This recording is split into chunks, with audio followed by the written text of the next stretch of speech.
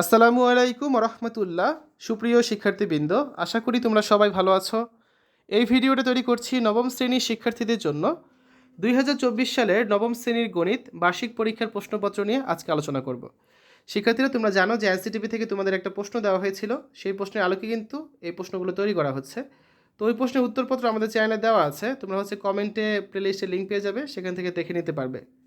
শিক্ষার্থীরা, আজকের এই ভিডিওতে আমরা নবম শ্রেণীর একটা স্কুলে বার্ষিক পরীক্ষা প্রশ্ন নিয়ে আলোচনা করব। এর মানে কিন্তু এই না তোমার স্কুলে এই প্রশ্নটা আসবে বা এনসিটিভি প্রশ্নটা আসবে, কারণ এবার যার যার স্কুলে আলাদা প্রশ্ন তৈরি করা হচ্ছে। তো দেখো, এটা ফেসবুক থেকে সংগ্রহ করা হয়েছে একটা স্কুলের প্রশ্ন।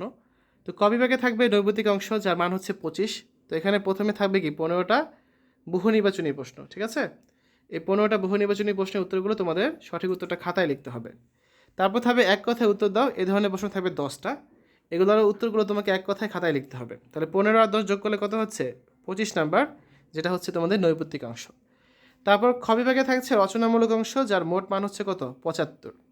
এখানে প্রথমেই থাকবে সংক্ষিপ্ত প্রশ্নের উত্তর। মোট 13টা প্রশ্ন থাকবে, প্রত্যেকটা 2 করে, টোটাল হচ্ছে কত? 26 নাম্বার।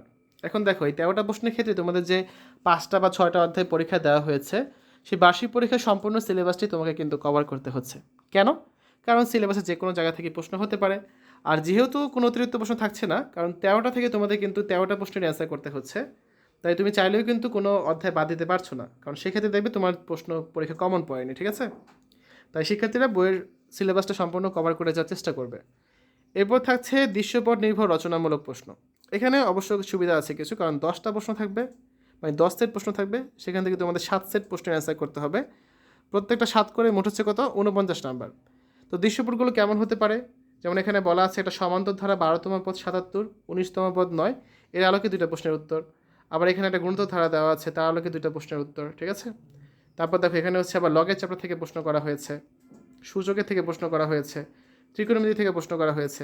মানে এক কথায় প্রতিটা অধ্যায় থেকেই প্রশ্ন করা হবে। এখানে শেষ যে অধ্যায় আছে বিস্তার ও পরিমাপ, সেখান থেকে প্রশ্ন করা হয়েছে। তো এখানে দেখো সারণী রয়েছে, তোমাদের দৃশ্যপট হিসেবে সারণী দেওয়া হয়েছে।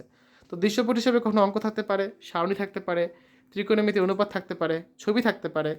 তো যাই হোক না কেন, তোমাদের কাজ হচ্ছে 10 সেট দৃশ্যপট দেখে তুমি কোন 7 সেট প্রশ্ন অ্যান্সার করবে সেগুলো যাচাই করে নেওয়া। তো শিক্ষার্থীরা, আশা করি ভিডিওটা তোমাদের কাছে ভালো লেগেছে।